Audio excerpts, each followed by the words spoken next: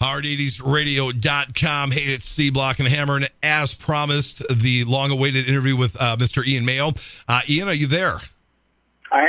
Ian, thank you so much for joining us today. We appreciate that. Just alluding, it's probably no surprise, we've talked about you before on the show, that you and Scott have spent a little time growing up together through those high school years. Is that accurate? That is accurate. Yeah, we've got quite a few stories, but it would take quite a bit of time to tell all of them. Yeah, it probably would, but I'm getting that big smile from Hammer across the mic right now. Yeah, don't worry, because we'll be on the air for a while, so I've got a lot of time to tell all those stories just how I remember them. Exactly. Yeah, exactly. I won't be able to chime in and tell you how it really was. Right. Well, I can't thank you enough for joining us. And, with a musician such as yourself that's had such a long and still steady career in music, I guess the only safe place to start would be the beginning or close to the beginning. And I guess for a lot of people that, were in bands, that would be the end of high school, kind of those formative years. Tell me how the whole thing got started for you, influence-wise, and where you kind of started to realize you wanted to kind of write music and get out of your local town and start moving forward.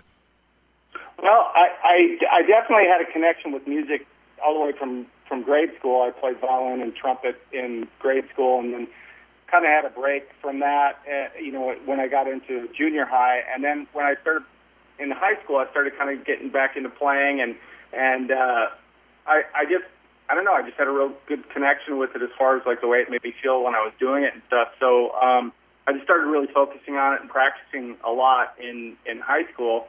And when I got out of high school, I moved up to the city to try and just get into a bar band and start from there. Okay, now when you say the cities, you're talking Minneapolis, St. Paul, correct? That's correct. Okay. So as soon as I graduated, I headed up there and got into a bar band called Counterattack. Okay. And that's how I kind of got my start.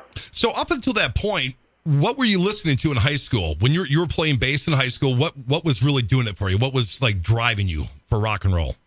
Well, I think Kiss was a huge influence for me back then because I really liked the theatrics of it all, and back then, which people probably can't relate to too much anymore, but buying a record was like a whole, event. Like you really you heard it was coming out, and you got excited about it, and when you got it, you got the album artwork, and there was just a lot more extras, something you could hold in your hand and check out and stuff. And I always thought that they had some really cool packaging and the whole Kiss Army thing. But I was into like AC/DC and Judas Priest and Scorpions, and it's funny because my house growing up, we only really had, my mom had one decent stereo, and my sister was into like the B-52s and all that kind of stuff, and my brother was into the Grateful Dead and Led Zeppelin and the Beatles, which all that music is great, but I was just such a metalhead that we were always like teasing each other and fighting for the stereo back then. Yeah, I can totally remember you walking into school or whatever, and you had the Queensryche EP album, and it's like, wow, what's that? And I remember that was one, and that was kind of a deeper one at the time that I know you turned me on to. And then, what was the other one? Coney Hatch, I think. I was really into Iron Maiden, too. Yep, and Maiden. Harris's bass playing and stuff. And I kind of fell upon that by just being in a record store, kind of thumbing through records, and saw their artwork of, Eddie, and I was like, oh, what's this? And that was what was kind of cool about music back then, is like you would check stuff out on the feeling you got from looking at a picture of the artwork of it. You know? Absolutely. I think that's how a lot of us rockers in the 80s found out about new bands and found new music to listen to, just, gauging by the front cover and what they look like, leather, spandex, denim, whatever. And I would imagine as a bass player, Iron Maiden had to play a pretty big part of, Steve Harris and some of those, you got Gene Simmons and, I don't know if it was Geddy Lee was a big influence, but all those crucial bass players, through the late 70s, early 80s, had some kind of influence on who was shaping your rock and roll career there at that point. Yeah, I would say for playing and the stuff that I liked, Steve Harris and Bob Daisley actually recorded a lot of the Ozzy records. Yep. And he had some monster stuff that he was playing. And I think the Kiss stuff, those guys were just an all-around kind of party band. And the playing aspect of it wasn't really what those guys were about. It was more about the show and all that kind of stuff, because the technical playing on some of the bass stuff that Gene's doing is just kind of holding it down, which is totally cool. It's kind of like an AC/DC approach. Right. So kind of like them for different things. But like Geddy Lee, I totally liked Rush, and I remember a guy I went to high school with, Greg Deason, he was like way into Rush, and his family always had these killer stereos, so I could totally appreciate their production. But that wasn't one of my go-to like listening bands, but I definitely like them. Okay, so I was going to ask you, who won the battle of the stereos at your house? Did the Metalhead? Did you come in and win, or did they kick you out? And no, I feel like I'm fairly aggressive when I want to do something. So I think I kind of won that over. Plus, I had the playing part of it, so that I didn't really take lessons. I remember taking like 1 week's worth of lessons up at Wellhaven Music, and I wasn't really interested in learning the scales, which I kind of regret later, because I got myself into a few situations where I was doing some studio work with some guys, and they're handing out, sheets with, the written music out, and I'm kind of like, a little bit caught with, with my guard down there. But right. I remember just wanting the teacher to teach me stuff and teach me songs, and he didn't really want to do that. So I ended up kind of bailing out of those lessons, and then just sitting down with the records and picking them up by ear, And I think that might have helped with writing too, because I wasn't so much concentrating on what was correct and what was not correct and what scale I was in. It was just kind of like, if I liked the way it sounded, I was going to just go for it. Play by the heart, play by feel. Okay. So you head for Minneapolis, and you're in Counterattack, which from what you've told me before was a cover band at that point? Yeah. And okay. We do like 3 sets a night.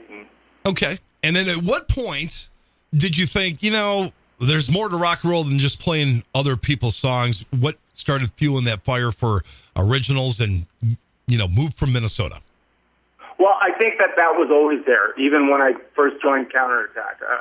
I always felt that way, and I was always trying to push to do more original stuff. But, as people coming out to see cover bands, they kind of want to, dance or whatever to something they know. And I totally get that. But I just thought to myself, and probably verbalized it as well, that I didn't really feel that any A&R person was going to come to Mr. Nibs or whatever bar we were playing at the time and say, you guys did a great version of a Bon Jovi tune, so we want to give you a record deal. And that was right. I always wanted to get a record deal, so I knew that at some point I had to try and make it into a market, whether it be L.A. or New York or whatever, to have access to people that were going to come out and see original bands. And then, especially as luck would have it, your longtime friend and bandmate Jackie Ramos was also in a band playing the Twin Cities area in a band called Lillian X, excuse me. Yeah, Lillian X. Yeah, with David Reese, who comes into the story a little bit later.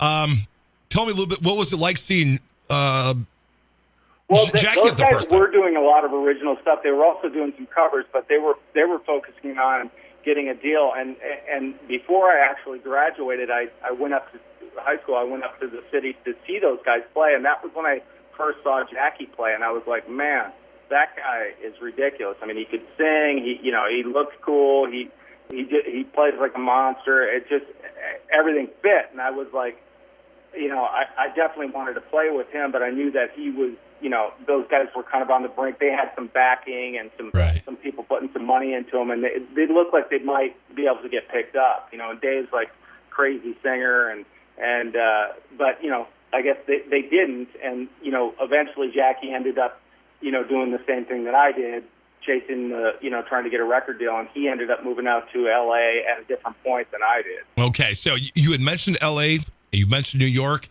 but somehow, and you'll tell me how, you landed in Phoenix, Arizona. Yeah, I didn't know anybody in L.A., so there was no connection to kind of go and stay. But I did drive out there with Jim Conway, which Scott, Oh yeah, yep. Yeah, and we went out for a week to check it out, and he had some friends out there and everything, and it was a total fiasco getting out there. My car broke down and everything, so I was pretty beaten up by the whole experience. But I definitely wanted to get back there, and at this point I didn't know anybody, but the lady that was making all the stage clothes for most of the rock bands up in Minneapolis had a sister named Molly living down in Arizona, and she had said, well, if you want to take a trek out to Arizona, which is closer to LA, I can probably hook you up with my sister, and she'd give you a place to stay and everything. So that's what I did, and I just moved out there and met her, and she was very nice and welcomed me in, and basically started trying to find a band out there. Okay, all right, and it helps, to have that little bit of, I have someone to stay with. It's a place that you can at least put feet down and start working towards what you want, your goal, and then I think a lot of musicians go through that. They basically, are going to sleep on the floor or do whatever they have to do. If they've got a dream, they're going to follow it no matter how they get there. But they need help from other people and friends and stuff like that to get there for sure. Certainly. Did you have something to add? Yeah, I was just going to, when you first got out there, what was it like? What's the first thing that you do? How did you put a plan together, showing up? She was a hairdresser, so she knew, she went to a lot of concerts and stuff, and she knew the manager of the guitar store, and I don't remember the name of the guitar store. It was in Scottsdale, Arizona, but it was like the main guitar store that all the musicians in town went to and everything. Dan Wexler and the guys from Surgical Steel, which I ended up meeting and all that. But so she introduced me to him, and I started going to concerts and whatnot. And how I met the guys from Surgical Steel this is funny. Was I think it was at a Motley Crue concert, and Paul Kasanovich was hanging out with a bunch of people, and there were some attractive girls there, and I was kind of giving this girl the eye, and he caught me doing it, and so he started getting in my face, and so we got in this huge, like almost fisticuffs fight at this concert over this girl that I didn't even know, and it ended up turning more into just, the roosters and the, trying to show who was the biggest guy or whatever. Right. So it didn't go so well, and we ended up splitting. We didn't fight, but it ended up getting split up. Well, like a couple of weeks later, Molly had asked me, said she got a phone call and said that the bass player from Surgical Steel had quit or resigned or whatever, and that there was an opening and what I want to audition for it. And I'm like, oh man. What timing? Might have burned that bridge, but okay. No, totally, man. So she said, go down to the guitar store and they're going to talk to you about it or whatever. So I went down there and kind of told them the whole story, and they said, whatever, we'll just see if we can get an audition or whatever. And so they did. They got me the audition, and I went into the room, and Paul and I saw each other. He knew I was coming, and we just kind of laughed it off, and went through whatever tunes we went through, and it all worked out. And I played with those guys for a couple of years, and it was a lot of fun. We ended up becoming roommates and really good friends, and so there's been a lot of that in my life, I think. Where I meet people, and at first there's this little rub, and then I end up being really good friends. The great smoother over. And when you joined Surgical Steel, them and Icon were kind of the kings of the desert, weren't they? You had Flotsam and Jetsam. Yeah, Flotsam, Jetsam, Icon, and us. So, and we all kind of had, we did have like some cross fans, but we each kind of had our own little stable thing going on, and it was a cool time. It definitely was. There were some big outdoor desert parties, and I know that we've talked about this before, and Rob Halliford was very, very involved with trying to help us get a deal, and so he was. That was really cool meeting him. Somebody I'd listened to as a little kid, and all of a sudden now he's actually singing with us on stage, and we're doing some Priest tunes in the clubs with him, and wow. It was kind of surreal. Go ahead. Oh, I was just going to ask how Rob got involved with the band. Had that started before you were in the band, or did that kind of come later? No, that had started like long before I was in the band. I think that, I'm not sure when Rob moved to Phoenix, but I think that, they had been friends for quite a bit before I came around. Okay. Well, I was a bit younger than the rest of the guys. Right. So Rob had been kind of a big part of the band, coming out, showing you guys the support. Also happened to sing on one of the songs on that 6 or 7 song demo. I believe it was Smooth and Fast. Does that sound about right? Am I jogging memory? Okay.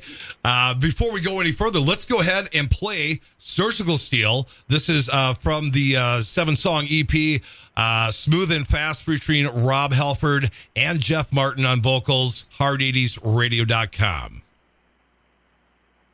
Hard80sradio.com, C-Block, Hammer, and on the phone, Mr. Ian Mayo. We just listened to Surgical Steel, Smooth and Fast, with guest vocals from Rob Halford. What year was that, Ian? Since we just played that, was that 86, 85? Yeah, it seems like it was 85, 86, somewhere in there. Okay.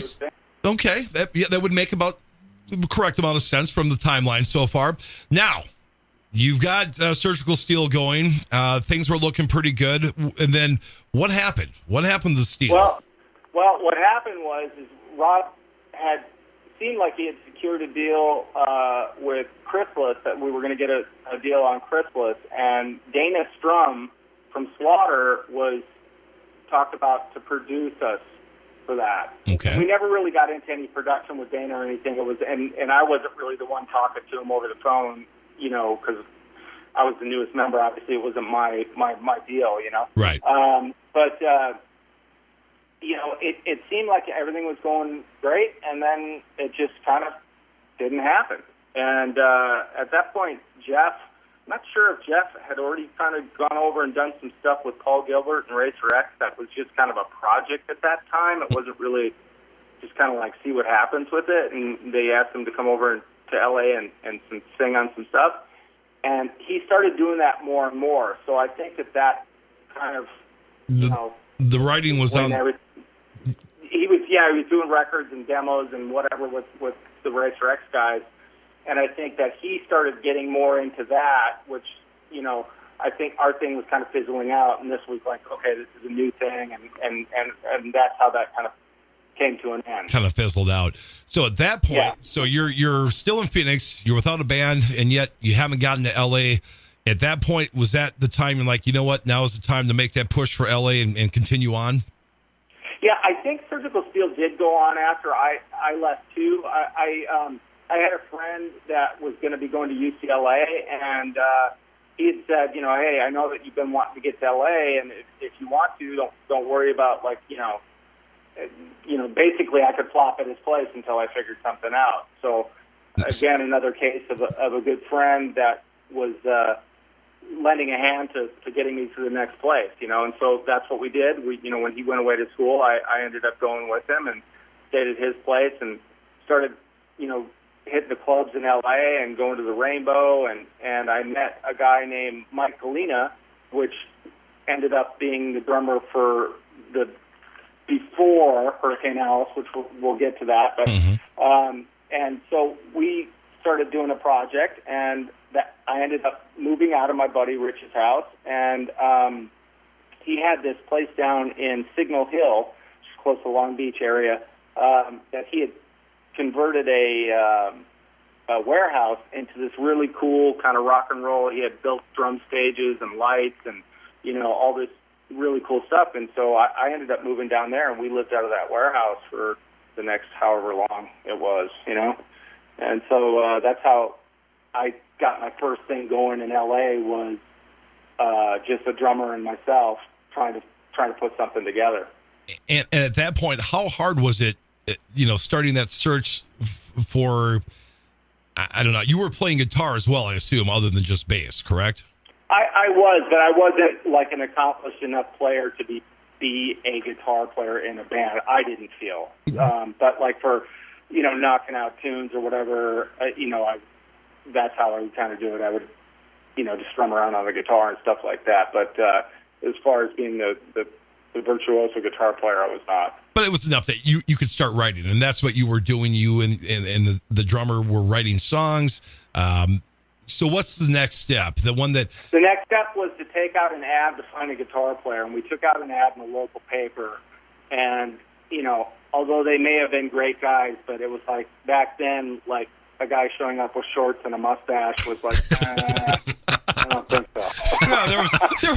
there was an image to consider as well, right? They're a look.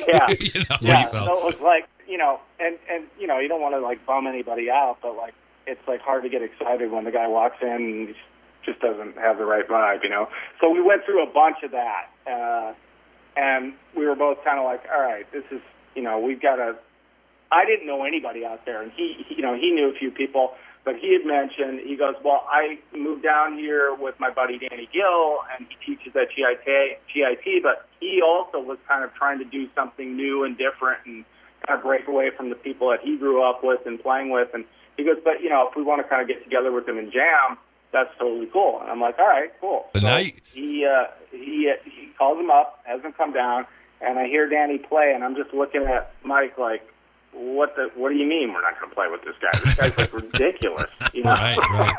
So, whatever, you guys have played a million bands together, you're going to play in 1,000,001, It's right. So the three of us started like knocking out tunes, and now the next thing was to try and figure out who we were going to have sing on it. Okay. So, well, let me stop. At this point, Ian, how many songs had you guys written together, the three of you? It's hard to say. Not that many, because we basically were. That all kind of came together quickly after we got Danny. As far as like, okay, now we need to find a singer. So we had like a handful of riffs and probably a bunch of different riffs, but nothing like in complete song form because you got to kind of hash it out with the vocals and all that kind of stuff. Right. So I had mentioned to those guys that Paul Kasanovich, the rhythm guitar player from Surgical Steel, was an excellent singer, and maybe he would be interested in coming out and singing on some of the stuff. So he did, and we tried to do that for a while, and I think that's when we ended up calling the project Danger City, which isn't the most original name now that I look back on it. But at the time, it was like, we thought we were all the cool shit, it was the 80s. I mean, anytime you had a band with Danger or White or Tiger or anything in it, it was kind of. I was going to say there was way worse. At least you didn't have White in it. I was going to say, right. So, not that great. It wasn't that bad. I mean, Danger City's, it kind of, had that. It's just, it's just not that original. Let's face it, guys. It's not that original. I'm sure there was probably 100 other Danger Cities, Probably. Yeah, probably. Now, at what point? Go ahead. Keep going.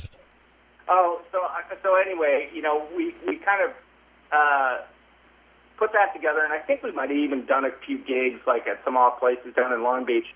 And Paul, he was. I just don't think the front man thing was right for him, like the whole connection with the audience and being the focal point. Mm-hmm. I don't think that he was 100% comfortable with it. So we kind of just. I think he wasn't into doing it as much, and we were kind of like seeing that it wasn't the right fit. So we ended up going back to just the three of us and continuing to write. And at that point, I had been in contact with Rusty Miller up in the cities because he was the drummer from Counterattack, and we were good friends and stuff. And I was telling him my situation, and he said, "Well, maybe Bruce Nauman would, do the demos for you guys and would help you put together a demo so you could find a singer," kind of a thing. And I'm like, "Oh, okay, try that." Okay. And so I ended up talking to Bruce, and he ended up coming out. And so that's kind of what we did at that point. Now, at some point in between writing the songs and reaching out, you had made contact with Stevie Nicks' manager. Well, that actually happened after Bruce came out and recorded the demo. Oh, okay. He heard that. Yeah, he heard that demo. So basically, Bruce flew out. We did. At that point, we finished 3 songs, and I think it was Too Late, Heels High, and Long Train. The Long Train. There you go. It's like were the name of the songs. And so I had this cassette tape, and I had some friends that I had met up at the Rainbow that were actresses that were actually the Doublemint twins. Oh yeah, there's a shocker. that must have sucked. and nothing happened, guys. Nothing. Oh, yeah, sure. Okay. What are you doing tonight? I'm just going to go out and party with the Doublemint twins. Yeah, you suck. We're good friends. Well, I played them the demo, and they thought it was great. They loved it, and so they said, "Well, got some, because they were in the business of, acting and whatnot, that they said that they had some connections, and would they mind if they took the tape and passed it around? I said, no, that'd be great. So inside, I'm kind of panicking, going, well, we're not even really a band. At this point, Bruce had gone back to Minnesota, and it was like this thing was kind of meant to, I don't know what it was meant to do, find a singer or, maybe turn into what it ended up turning into. But a few weeks later, or maybe even a week later, I got a phone call saying that this guy, Glenn Parrish, had gotten a hold of the tape, and he wanted to talk to me, and it turned out to be Stevie Nicks' personal manager. So I said, yeah, give him my number, and called me up, and he invited me up to her house. He was actually living in her guest house at the time, and he started questioning me on what the deal was and what I wanted to do and all this kind of stuff. And I just kind of came clean with him. I said, look, here's the situation, told him the whole storyline up to where we're at right now. And I said, and my buddy came out from Minnesota saying on this thing, so it's actually not really even a band right now. And he said, well, I think I can do something for you. Do you think you can put this thing together and get some more songs? And I said, yeah, kind of. You bet. Yes, sir. I figured Bruce would be into it because, he was, we had a great time recording. So I called Bruce back up, told him what was up, and of course he was down for it. So he and Rusty ended up moving out to L.A. Okay. Now this kind of was a little bit of a bummer because Rusty and I were good friends, and Bruce and Rusty were good friends. And Bruce was really pushing to have Rusty in the band, which I wasn't opposed to doing, but, I started this thing with Michael Galena, and I respected him as a player. He was a phenomenal drummer, and it just was one of those business things that you just kind of had to say, well, if I'm going to get the singer, he wants to bring Rusty. And right, package deal. It just was one of those things. So I ended up having to tell Mike that we were moving on, which I'm sure, crushed him at the time. Oh, yeah. And so that's what we ended up doing. We ended up, the two of them moved out, and Danny and Bruce and Rusty and I formed that version of the band at that point. And we were still under the name Danger City at that point, which Bruce kind of right away said that he wasn't into that name, and none of us were really into it, so we were kind of open to suggestions. So that's basically where we're at this point. With that being said, let's give everybody a taste of what Danger City sounded like, and let's do something called Heels High from the Danger City demo tape. I know it's circulated out there on social media. I think it's been on YouTube here and there, but let's play it for you right now. So we're all. And, one thing about that is Michael playing on that song. Okay, so that's the original drummer that Michael Galena playing on that song. So it's a true taste of what that original 3 or 4 was right there. So this is Danger City, Heels High, Hard80sradio.com. Hard80sradio.com, Heels High from Danger City demo. Speaking with Ian Mayo via telephone here. Okay, so Ian, you got everything. The parts are in place now. The early incarnation of what would be the early version of Hurricane Alice is now together. What happens next? Okay, let's see what happens next. So we obviously had to start writing some songs and had to figure out how we were kind of going to generate some income. And so Bruce had the idea of that we could use the name Hurricane Alice and go up and play in the tri-state area, Minnesota, Wisconsin, and Iowa, and kind of be able to make money while we're kind of putting the band together and writing tunes and everything. So I thought it was a great idea. I was a little reluctant about taking the name Hurricane Alice because, number one, I didn't want there to be confusion of that Danny and I joined the Minnesota version of Hurricane Alice. Right. They had a lot of success in the clubs and stuff. And let me just stop you there, Ian. Just for everybody that is not familiar, there was a local regional band called Hurricane Alice, and that was spelled Hurricane, just like hurricane, and played the clubs and whatnot through the early to mid 80s up here. So, okay. But that was with Bruce and Rusty, though, in that. Correct. Bruce, Rusty, Scott Warner, and Lenny D. Mancari. Correct. Okay. And I think Scott and Lenny were a little disappointed because they did have some momentum going up in the cities, and they were writing original tunes and stuff. So they were a little disappointed that, Rusty and Bruce moved out to LA to do this thing with us.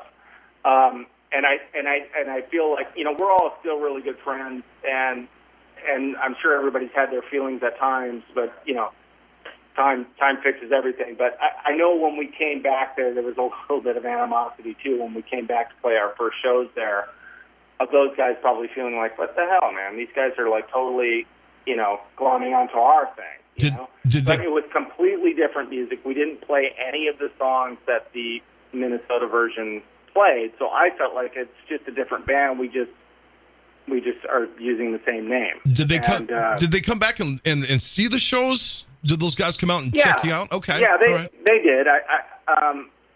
And Scott, later on, Scott ended up moving out to LA, and I was roommates with him for a while, and we've all been bros for years up in the clubs up in Minneapolis, and whenever I would go back anyway. So, but you know how it is when you're in a band. It can be like, you get your feelings hurt or whatever, and then you're pissed off at the guy for a little bit, and then everything's fine. Yeah, right. Yeah, you get over it and move on. Yeah, but there's a little ego involved at any, at certain points. So yeah, so then everybody's on the same page that you're going to come back and play the Midwest, and you just pick up and come back to Minnesota. The scene out in LA was a little jaded as far as like there were so many bands out here, and back then that was the days where everybody was like at the end of the night on Sunset Strip, the streets would just be, ankle deep, if not shin deep, in flyers. The flyers, I went out there and got to experience that. We ended up like having these 2.5 by 3.5 fluorescent posters made, and we stapled a poster on every single telephone pole from the Valley side to the Hollywood side of Laurel Canyon, and every resident on the way down driving when we were doing it was just yelling at us because it just made the canyon look like crap, Nice. Neon green and pink, posters as high as we could get them on every pole. So that was just the name of the game out here. You're just trying to get known and all that kind of stuff as far as like just getting your flyers out there. But playing in the clubs out here was not like playing in the clubs in the Midwest. It was that everybody in the audience was trying to make it. So it felt a little cold. People weren't out to have a good time. They were basically out there checking out the competition and we're better than them or whatever. So going back to Minnesota and Iowa and Wisconsin to play those shows was a really great time with those guys. It was, and that essentially is how we did find ourselves and wrote more and did all that. So it was a good idea to do that. And other than hurting anybody's feelings about the name thing.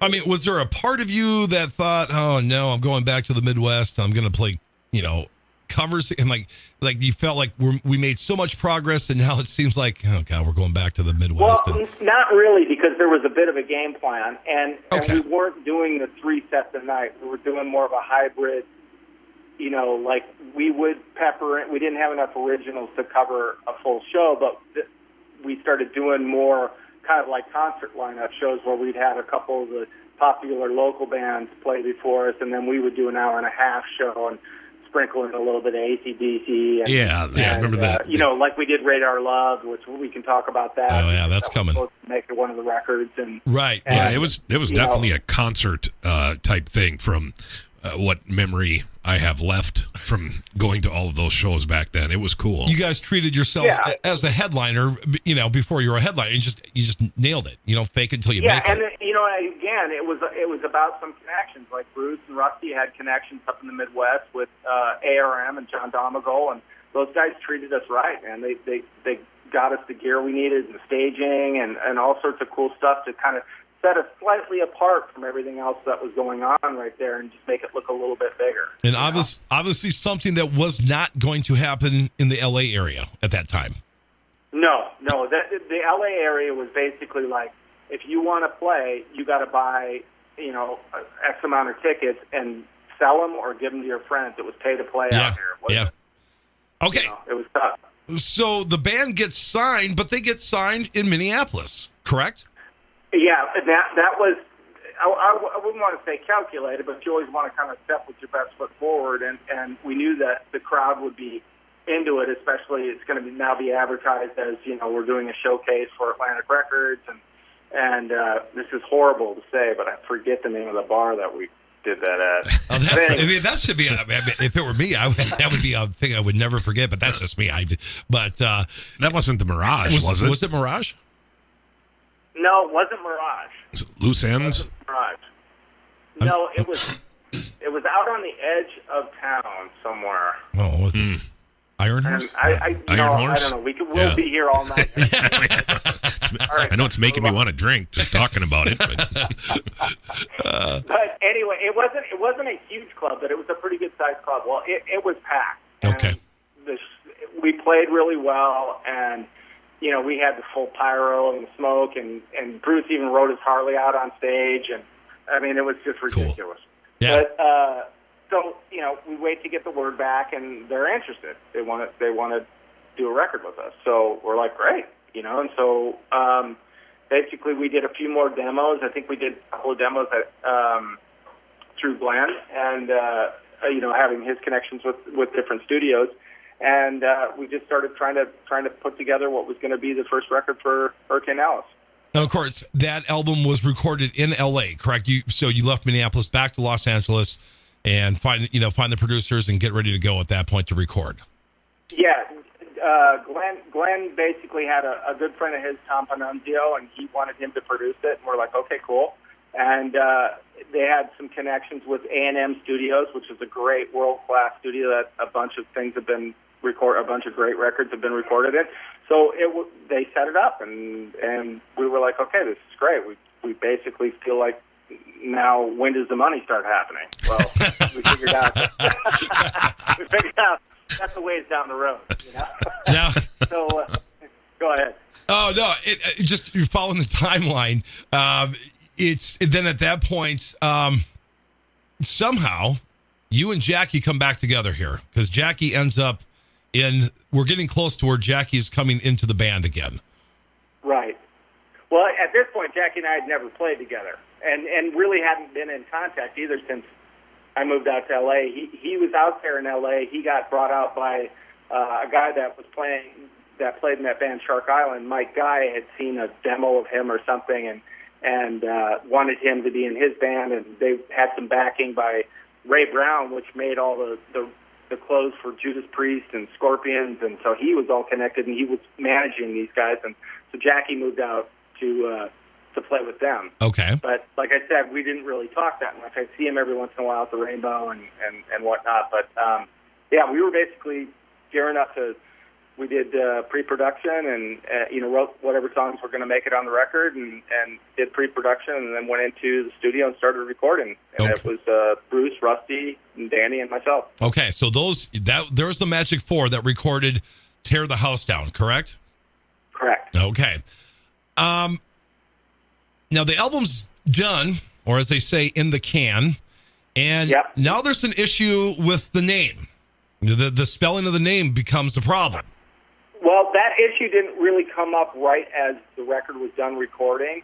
We were joking around about like the, thinking when does the money start? Well, we really had to kind of continue going to the Midwest and making money and doing that while they're putting their game plan together. Because it's like, when you do a record, it's not like, okay, we're done this week. We're gonna launch it next month. There's a whole planning period, and it can take up to 6-9 months, whatever it is. Okay. And I feel like that's kind of what it turned out to be. It turned out to be like a half a year or 3/4 of a year later. So as we're approaching, I think we released that record in 91. Is that right? I think it's 90. Yeah, I'm pretty sure it was 90. Okay, January of 90, yeah. I think, is when it happened. So as we're getting closer to that date, the band Hurricane found out through probably their reps or record label or whatever that we were releasing the record. And Doug Aldrich and those guys, Doug Aldrich was playing in Hurricane. Those guys didn't want us to use the name Hurricane. Because they were kind of, I think they were starting to hit their peak Right around They 90. were. Yeah. Yeah. Right. And so they didn't want any confusion or whatnot. So we got a letter from them saying that they had, that they felt that it was a copyright thing, and that they had Hurricane and established it's going to cause confusion and whatnot. So we either they were going to sue us, or we needed to change the name. So at that point, we're like, okay, now what are we going to do? And Stevie Nicks actually came up with the idea. Well, since you've got the last part of the name is the female name, why don't you just change the HURR to HER and make it Hurricane, like a female hurricane, and keep the Alice? And nice. And we talked to lawyers, and they said that should be enough to make this go away. And the reason why we didn't want to fight the lawsuit was because if we did that, we were so close to releasing the records, they would have pushed that, and you don't. Especially being a new band, unproven band, you don't want to start messing with that, because there's so many bands out here that had gotten record deals, gone through the producer situation, recorded the record, and then got shelved. And so, when the ball's rolling, you don't want to stop it rolling for any reason. Yeah, and at this point, you had already waited a year, so you didn't want to go any further than that. You guys are probably and plus you just want to at least pass the resistance to keep the thing going. You want to take Now Oh, go ahead. Go ahead. Oh, no, I was just going to say, so that, that's basically what we did. We thought it was a good idea. It was a creative idea, and so we went with it. Somewhere, now I'm going to probably throw you off, because I'm looking at my notes here, and somewhere in this time frame, and you can probably correct me because you would know better than I would, there was you played, and a lot of time has passed. There was a time that you played on Alice Cooper's video, I Got a Line on You, and maybe I heard that you had a chance to maybe join his touring band at one point? Well, I think that, that might be a little bit of a stretch. I mean, the offer was there, but I think it was an audition offer. It was basically, back then, there was a paper out here that every band would put out full-page ads for, and one of our shows, we had a full-page ad out for, and somebody involved with Alice Cooper was looking to put this, he had done that song for Iron Eagles 2 soundtrack, and they were looking to do a video for it, so they were going to put together basically a video band for Alice Cooper. I gotcha. And, okay. So I went down there, and there was maybe 10 or 11 other bass players there, 10 guitar players. And so it was kind of like an audition thing to just be in the video. At this point, I don't remember if that was right before we did the record or if it was right after, but it was all in that same time period. And so I auditioned, and I got the spot for the video. So then just in talking to him and them at the video shoot, he was going to be putting together a tour, and they said that I should, throw my name in the hat for doing the tour and whatnot. But I was really into doing my own thing. I wanted to give my own thing a shot. Oh, yeah. Stuff that I had written and whatnot, and kind of do something on my own. I mean, with the album just about to come out right then, because I remember back then too. It was '89 that you were. That I watched you on MTV with Alice Cooper, and I'm like, oh man, that hurts you. Totally jealous. I'm like, you suck, dude. and then right after I got over that, a few months later, it's in the early '90s, then the Hurricane Alice came out, and I remember you guys premiered on Headbangers Ball, and got the premiere thing, and it was so cool, and damn, you're like, son of a bitch. way to be happy for your buddy, right? Oh, I was totally happy for him. It was 98% happy, 2% wicked jealousy. Well, yeah, just way to go, asshole. Wait till you come play Minneapolis again, so I can buy you some nasty shots. Well, Hammer brings up a good point. You did premiere the video for Wild, Young, and Crazy when the album came out. How did that come about? Well, in retrospect, maybe that wasn't the right thing to do. The record label was really pushing for, you guys should probably remember, the power ballad was seeming to be the thing that would break a band from being small into this, mega thing. You had the, Whitesnake ballads, the Skid Row ballads, the Bon Jovi ballads were all just the biggest metal songs for everybody. So they really were trying to push us to do Dream Girl. And we were just chomping at the bit. I mean, we were a pretty energetic live band. It was a lot of fun to play in that band. Yes, you were. Yes, you were. So we wanted to come out, the guns blazing, and didn't want to go that route and be labeled as, a power ballad band. But now that I'm older, I can see that it was a business move, you know what I mean? That it's like, hey, let's get our foot in the door, and then you guys can do whatever you want to do, you know what I mean? I think Wild, Young, and Crazy is a great song, and it was a cool video and everything, and the people definitely thought it was a good choice, but business-wise, it might have been a little smarter to go with, because, then you're also arguing with the label. You've got somebody at the label with power saying, no, I want to do this, and then you got 4 guys in the band and their manager trying to fight for the 4 guys saying, well, they don't want to do this, they want to do this. And Ian, let me ask you, how many times do you win that argument? With the label? Yeah, we won that one, but, that's the thing. It's like, who knows what the trajectory of the band would have been if we went the other way. Maybe we would have got, more support. I don't know what the collateral damage was of making, forcing that we want the harder tune. It could have turned some of the people off the label. You just don't know, and as a young person, you don't really care. You're like, well, I know what I'm doing, F you, and this is what we want to do. You got the world by the balls, you're out rocking and rolling, you're like, fine, whatever, so. Which, while you were doing that, I mean, what was it like, you got your first video out on MTV, your record's selling, you're out. I remember one of your gigs where Bruce came out and said, we just found out we got the Whitesnake tour. I don't know if that ever happened or not. I don't. Well, but, we got a few gigs with them. We didn't get the tour. But I mean, that must have been a crazy fun time. Any of you out there at Radioland know Bruce. He does has a tendency to exaggerate a little bit. Well, before that's what makes him a good lead singer. Yeah, he's entertaining. And so I mean, that must have been just a crazy time, though, during that time, however long that was, while you were, doing the album and out on the road and all that. It was pretty surreal, it was like going from, high school and like kind of picturing yourself and like I remember going to like Barlow's and stuff and grocery store and looking at Metal Edges and Rip magazine and whatever rock magazines were out at that time and just picturing like, okay, I'm gonna do this. I'm gonna get a record deal. I'm gonna get in these magazines. I'm gonna get a video, and then all of a sudden it's happening. But it isn't quite like I thought it. I thought it would be much more money right up front and all that kind of stuff. It really was. The work is now beginning. Yeah, you know what I mean. Now you've walked in the door. What are you gonna do? Because in the end, it is a business. Yeah. Right. And, so.